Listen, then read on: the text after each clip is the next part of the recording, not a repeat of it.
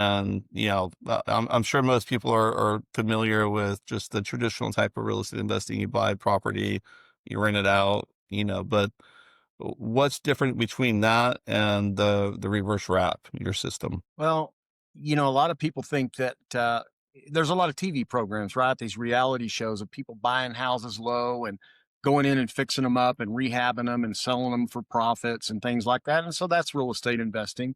What you're talking about too, rental properties, is more of a long-term type play where you buy properties and rent them out, and during that time that you're renting them out, you've got your rent paying your mortgage and taxes and insurance and all of those things, and there's a lot of problems that come with that with tenants, and there's bad tenants out there, and it's a long-term play. If you've got $300 or $400 a month in cash flow on a property like that, then you've got to be ready to absorb those vacancies. You've got to be ready to absorb if you need a roof in 3 years and it costs you 10 grand, there went all your cash flow. So it really is a long-term play, but it's good because you're capturing the appreciation in that real estate.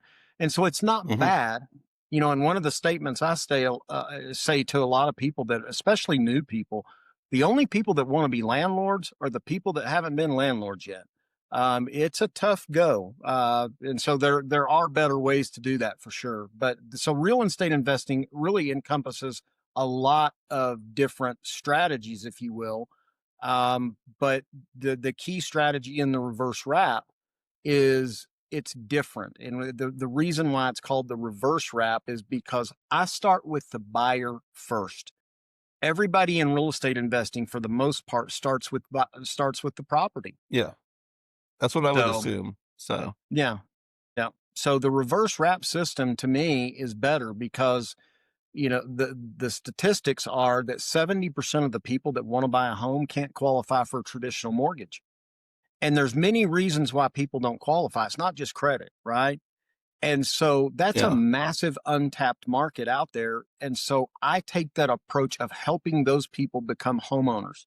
And once you connect with these people and you know their budget, you know exactly what they can afford, how much down payment they have, their monthly payment, their income, and all of that. And like I said, credit's not always the issue.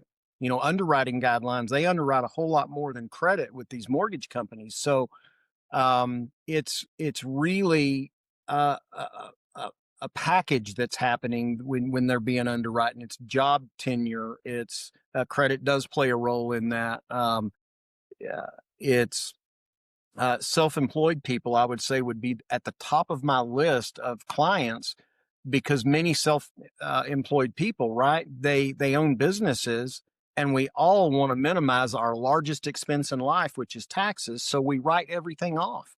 And at the end of the yeah, day, you want to go buy a home for your which can family, and you show. go. You write everything off. So your net Yeah, income is what they calculate your debt to income ratio off of. So, sorry, you don't qualify. But they're sitting here renting a $5,000 a month house or a $3,000 a month house, and they're making that payment like clockwork. But on paper, it shows they don't have any income, and there's no forgiveness for that. So there's a strategy that takes 2 to 3 years to prepare that person to become a homeowner in that situation, and their tax liability, their tax situation is going to go up. The reverse wrap system will minimize that, and they can become a homeowner today instead of someday, is what I say. You can own a home today, not someday. And yeah. so So, and that's